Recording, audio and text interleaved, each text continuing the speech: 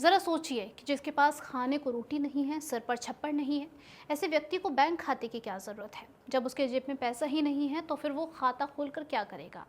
ऐसे ही कुछ सवाल गूंजे थे साल 2014 में, जब प्रधानमंत्री नरेंद्र मोदी ने लाल किले से घोषणा की थी, मेरा खाता भाग्य विधाता खाता, यानी कि प्रधानमंत्री जनधन योजना की शुरुआत। आज 11 साल बाद यही योजना भारत की वित्तीय क्रांति यानी कि फाइनेंशियल रिवॉल्यूशन का एक प्रतीक बन चुकी है।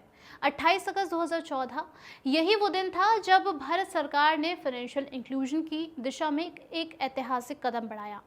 सरकार का लक्ष्य साफ था, महात्मा गांधी के अंत्योदय के विचार को धरातल पर उतारना, यानी कि हर आखिरी व्यक्ति तक सुविधा को पहुंचाना। शुरुआत में लोग सवाल करते थे कि जिनके पास आय नहीं है वो बैंक खाता खोलकर क्या करेंगे, लेकिन मोदी सरकार का मानना था कि फाइनेंशियल एम्पावरमेंट की शुरुआत ऐसे ही बैंक खाते से होगी।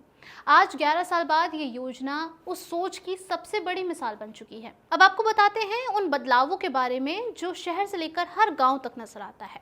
गांव में बैठा किसान जिसकी फसल के पैसे अब सीधे उसके बैंक अकाउंट में आते हैं, वो बूढ़ी अम्मा जिनके पक्के घर का सपना जो है अब साकार हो चुका है, वो घरेलू महिला जो पहले हर दिन के खर्चे के लिए अपने घर के मर्दों पर निर्भर हुआ करती थी, आज उसके पास भी अपना एक अकाउंट है, बैंक अकाउंट है, उसका अपना रुपए कार्ड है और वो खुद आर्थिक सम्मान भी अपना बना चुकी है।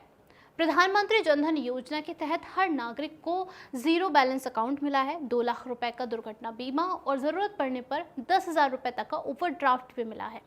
2014 से 2017 के बीच भारत में बैंक खातों की संख्या 26% बढ़ी है, जो दुनिया के औसत से 4 गुना ज्यादा थी।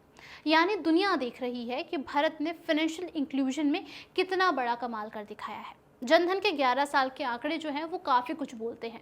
आज 2025 में इस योजना के तहत 56 करोड़ से ज्यादा जनधन खाते खुल चुके हैं, जिनमें से 67% खाते ग्रामीण भारत में हैं। और सबसे गर्व की जो बात है वो ये है कि 55% खाते यानी कि 31 करोड़ खाते सिर्फ और सिर्फ महिलाओं के नाम पर है। इसका मतलब ये है कि भारत की महिलाएं अब सिर्फ घर की बचत ही नहीं बल्कि देश की अर्थव्यवस्था का भी एक अहम हिस्सा बन चुकी हैं। जनधन योजना ने सिर्फ बैंक खाते नहीं दिए हैं बल्कि सरकारी योजनाओं को बिचौलियों से भी मुक्त कराया है। पहले जब सरकार किसानों या फिर मजदूरों को सब्सिडी या फिर सहायता राशि भेजती थी तो बीच में भ्रष्टाचार से पैसा लीक हुआ करता था। अब डीबीटी यानी कि डायरेक्ट बेनिफिट ट्रांसफर से पैसा सीधा ही लाभार्थियों के खाते में जा पहुंचता है। और जनधन खाता, आधार नंबर और मोबाइल नंबर जब जुड़े होते हैं तब GAM ट्रिनिटी यानी कि जनधन आधार मोबाइल, जो आज के टाइम में डिजिटल इंडिया की एक मजबूत रीढ़ की हड्डी बन चुकी। जनधन योजना ने केवल अर्थव्यवस्था को ही नहीं बदला है बल्कि समाज में भी एक गहरा बदलाव किया है। 2019 की एक रिपोर्ट बताती है कि जिन इलाकों में जनधन खाते ज्यादा खुले हैं वहां अपराध की दरें भी घटी हैं और शराब तंबाकू की खपत भी कम हुई है।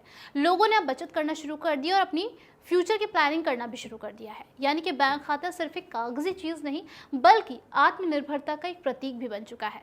रिजर्व बैंक के फाइनेंशियल इंक्लूजन इंडेक्स के मुताबिक भारत 2024 में 67वें नंबर पर जा पहुंचा है, यानी कि देश तेजी से अपने वित्तीय रूप से सशक्त हो रहा है। जनधन योजना का असली मकसद सिर्फ और सिर्फ बैंक खाते खोलना नहीं था बल्कि गरीबों और वंचितों को भारत की फाइनेंशियल ग्रोथ स्टोरी का एक मजबूत और अहम हिस्सा बनाना था। 11 साल में जनधन योजना ने जो किया है वो सिर्फ आंकड़ों में ही नहीं बल्कि जमीनी हकीकत पर भी दिखता है। यह योजना एक ऐसी साइलेंट रिवॉल्यूशन है जिसने करोड़ों भारतीयों को मुख्य धारा से जोड़ा है।